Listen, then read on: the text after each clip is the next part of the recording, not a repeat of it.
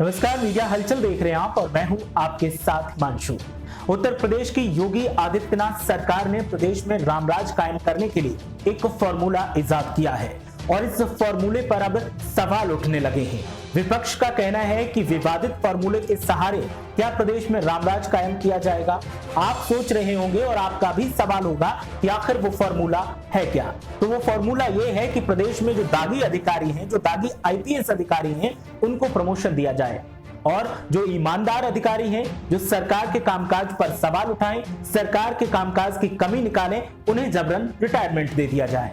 आप मेरा इशारा समझ रहे होंगे कि मैं बात किसकी करने वाला हूं। मैं जिसकी भी बात करने वाला हूं आप समझ गए, लेकिन एक और अधिकारी इसमें शामिल कर लेते हैं जो कि कुछ दिन पहले तक बस्ती में तैनात थे और पुलिस के बड़े अधिकारी थे। उनका नाम था हेमराज मीणा।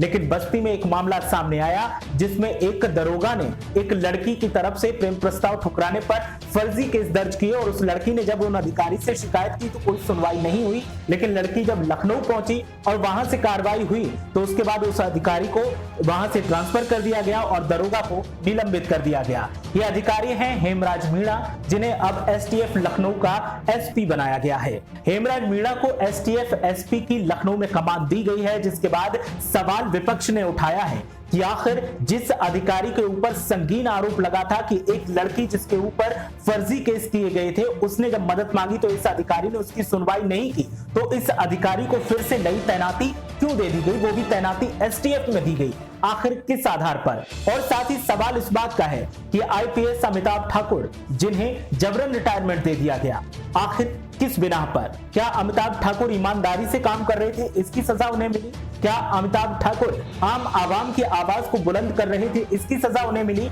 या फिर सरकार को ये नागवार गुजरा कि सरकार के कामकाज पर कोई आईपीएस अधिकारी सवाल उठा कैसे सकता है, इसे तो पद पर रहने की कोई जरूरत ही नहीं है, इसे हटा दिया जाना चाहिए और इसलिए उनको हटा दिया गया। गजब की बात यह है कि यही अमिताभ ठाकुर जब अखिलेश यादव की सरकार थी तो सरकार पर सवाल उठाते थे, सरकार के घर के सामने लैपटॉप लेकर धरने पर बैठ जाते थे और सरकार उनका कुछ नहीं कर पाती थी, सरकार उनकी सुरक्षा को बढ़ा देती थी। और एक योगी सरकार है जिसमें आईपीएस अधिकारी ने अगर सरकार के कामकाज पर सवाल उठाया तो उसे जबरन रिटायर कर दिया गया। और दूसरी तरफ तमाम ऐसे अधिकारियों की फेहरिस्त मिल जाएगी जिन अधिकारियों ने सरकार के गुणगान किए, अपराधों पर पर्दा डालने का काम किया, उन्हें या तो प्रमोशन दिया गया या दूसरी जगह तैनाती दे दी गई। जिसमें हाथरस का मामला सबसे चर्चित रहा था। यहाँ के जिलाधिकारी जो थे, उन जिलाधिकारी के कई ऐसे विवादित वीडियो वायरल हुए थे जिससे लग रहा था कि उनकी नौकरी न चली जाए, लेकिन उनका आज तक कुछ नहीं हुआ, उन्हें नई तैनाती मिल गई और अब नाम आ गया हेमराज मीणा का। हेमराज मीणा वो अधिकारी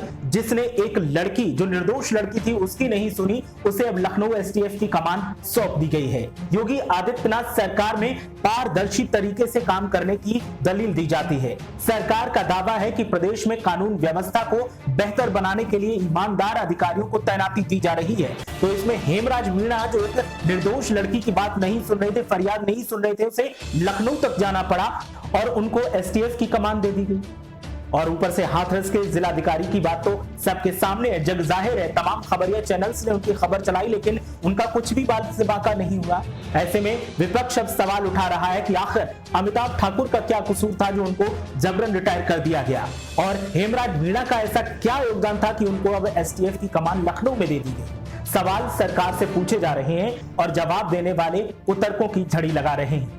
ऐसे में सवाल इस बात का है विपक्ष का कि आखिर सरकार करना क्या चाहती है। क्या सरकार अपने चहेते अधिकारियों को आगे बढ़ाना चाहती है? क्या सरकार ईमानदार अधिकारियों को जबरन रिटायर करके खुद की वाहवाही इसलिए करना चाहती है क्योंकि सरकार हर मोर्चे पर फेल हुई है? आपका तजुर्बा, आपका नजरिया क्या कहता है? आप अपनी राय हमें कमेंट बॉक्स में बता सकते हैं। इसके अलावा हमारा ये वीडियो कैसा लगा हमें जरूर बताइए। वीडियो को लाइक कीजिए, शेयर कीजिए और चैनल को सब्सक्राइब करना मत भूलिए। फेसबुक पर, इंस्टाग्राम पर और ट्विटर पर भी आप हमें फॉलो कर सकते हैं और हमारा वीडियो वहां से भी शेयर कर ताजा तरीन जानकारी अपने करीबियों, अपने दोस्तों तक पहुंचा सकते हैं।